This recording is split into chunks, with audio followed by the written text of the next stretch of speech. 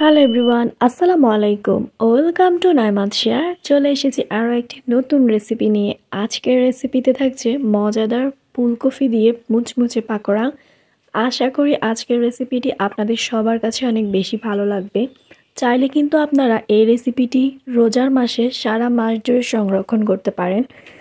আমি A to Z frozen সহকারে আজকের রেসিপিটি দেখিয়ে দিব ইনশাআল্লাহ। প্রথমে আমি এখানে কতগুলো ফুলকপি এইভাবে টুকরো করে কেটে নিয়েছি, খুব সুন্দরভাবে আঁশটা ছাড়িয়ে নিয়েছি। 2 কাপ ফুটন্ত গরম পানি দিয়ে আমি খুব ভালোভাবে ভিজিয়ে রেখেছি, এতে করে পোকা থাকলে বের হয়ে যাবে।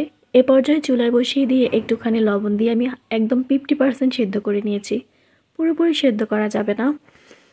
এ পর্যায়ে একটুখানি লবণ দিয়ে আর একটি স্বাদে ম্যাজিক মশলা দিয়ে আমি এই ফুলকপিগুলোকে খুব ভালোভাবে উল্টে পাল্টিয়ে নিচ্ছি। হাত দিয়ে কিন্তু মাখা যাবে না, এতে করে ভেঙে যাওয়ার চান্স থাকতে পারে। এ পর্যায়ে একটি বাটিতে আমি 2 চামচ পরিমাণ কর্নফ্লাওয়ার আর একটু গরম পানি দিয়ে খুব ভালোভাবে মিশিয়ে নিচ্ছি। নিয়ে নিলাম এখানে হচ্ছে ব্রেড ক্রাম্বস, চাইলে বাসায় তৈরি করে নিতে পারেন। এ পর্যায়ে খুব সুন্দরভাবে একটার পর একটা কোট করে আমি সবগুলো ফুলকপি খুব সুন্দরভাবে কোট করে নিয়েছি। আমি কিন্তু ফ্রোজেনটাও দেখিয়ে দিলাম। এভাবে বক্সে করে আপনারা যদি ডিপ ফ্রিজে রেখে দেন 1 মাস টানা ভালো থাকবে। ইফতারের আগে জাস্ট বের করে ভেজে নেবেন। আর এখানে আমি কিছু ফুলকপি আজকে ভেজে শেয়ার করছি।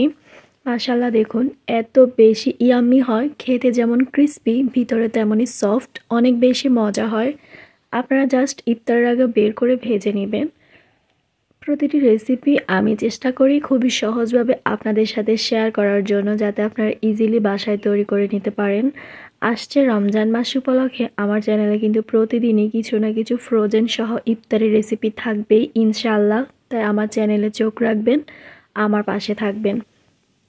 সবার সুস্বাস্থ্য কামনা করছি। সবাইকে অনেক বেশি ধন্যবাদ জানিয়ে আজকের ভিডিওটি এখানেই শেষ করছি। আল্লাহ হাফিজ।